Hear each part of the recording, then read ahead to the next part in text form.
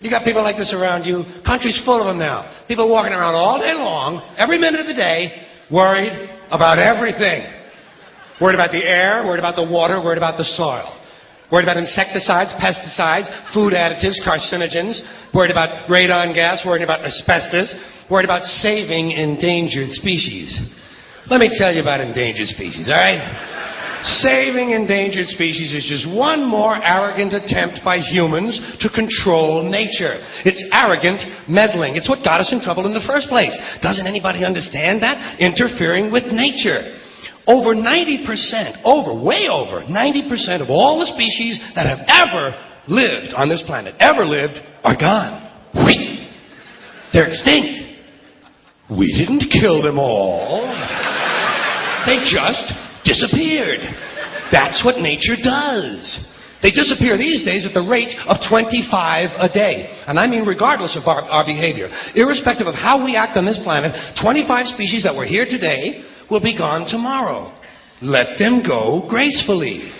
Leave nature alone. Haven't we done enough? We're so self-important. So self-important. Everybody's going to save something now. Save the trees, save the bees, save the whales, save those snails. And the greatest arrogance of all, save the planet. What? Are these fucking people kidding me? Save the planet? We don't even know how to take care of ourselves yet. We haven't learned how to care for one another. We're going to save the fucking planet? I'm getting tired of that shit. Tired of that shit. Tired. I'm tired of fucking Earth Day. I'm tired of these self-righteous environmentalists, these white bourgeois liberals who think the only thing wrong with this country is there aren't enough bicycle paths. People trying to make the world safe for their Volvos. Besides, environmentalists don't give a shit about the planet. They don't care about the planet. Not in the abstract, they don't. Not in the abstract, they don't. You know what they're interested in? A clean place to live. Their own habitat. They're worried that someday in the future they might be personally inconvenienced. Narrow, unenlightened self-interest doesn't impress me. Besides, there is nothing wrong with the planet. Nothing wrong with the planet. The planet is fine. The people are fucked.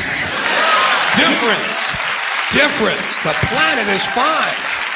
Compared to the people, the planet is doing great. It's been here 4.5 billion years. Did you ever think about the arithmetic? Planet has been here 4.5 billion years. We've been here, what, 100,000? Maybe 200,000? And we've only been engaged in heavy industry for a little over 200 years. 200 years versus 4.5 billion. And we have the conceit to think that somehow we're a threat? That somehow we're going to put in jeopardy this beautiful little blue-green ball that's just a-floating around the sun? The planet has been through a lot worse than us. Been through all kinds of things worse than us.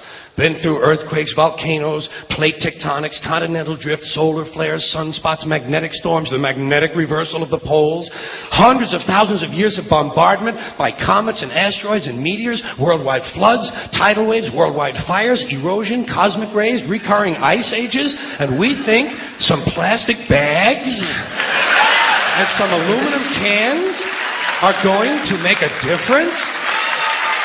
The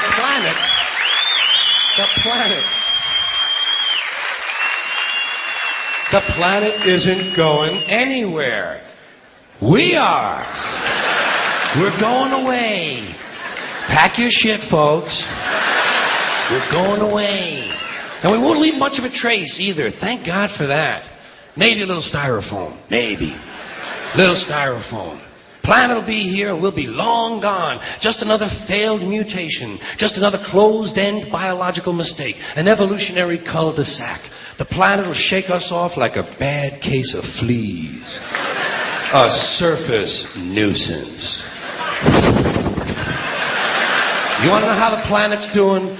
Ask those people at Pompeii who are frozen into position from volcanic ash how the planet's doing.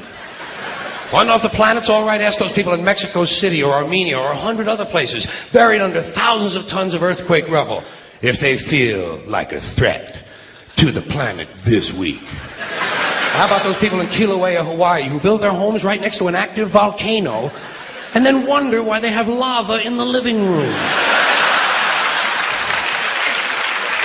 The planet will be here for a long, long, long time after we're gone, and it will heal itself, it will cleanse itself, because that's what it does. It's a self-correcting system. The air and the water will recover, the earth will be renewed, and if it's true that plastic is not degradable, well, the planet will simply incorporate plastic into a new paradigm, the earth plus plastic. The earth doesn't share our prejudice towards plastic. Plastic came out of the earth. The earth probably sees plastic as just another one of its children. Could be the only reason the earth allowed us to be spawned from it in the first place. It wanted plastic for itself. Didn't know how to make it. Needed us. Could be the answer to our age-old philosophical question, why are we here? Plastic. Assholes. So, the plastic is here. Our job is done. We can be phased out now. And I think that's really started already, don't you? I mean, to be fair, the planet probably sees us as a mild threat, something to be dealt with. And I'm sure the planet will defend itself in the manner of a large organism, like a beehive or an ant colony can muster a defense. I'm sure the planet will think of something. What would you do if you were the planet trying to defend against this pesky, troublesome species? Let's see. What might... Viruses. Viruses might be good. They seem vulnerable to viruses. And viruses are tricky, always mutating and forming new strains whenever a vaccine is developed. Perhaps this first virus could be one that compromises the immune system of these creatures. Perhaps a human immunodeficiency virus, making them vulnerable to all sorts of other diseases and infections that might come along. And maybe it could be spread sexually, making them a little reluctant to engage in the act of reproduction. Well, that's a poetic note. And it's a start.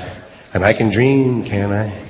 See, I don't worry about the little things. Bees, trees, whales, snails. I think we're part of a greater wisdom than we will ever understand. A higher order. Call it what you want. Know what I call it? The big electron. The big electron. Whoa. Whoa. Whoa. It doesn't punish. It doesn't reward. It doesn't judge at all. It just is. And so are we. For a little while. Thanks for being here with me for a little while tonight. Thank you. Thank you very much.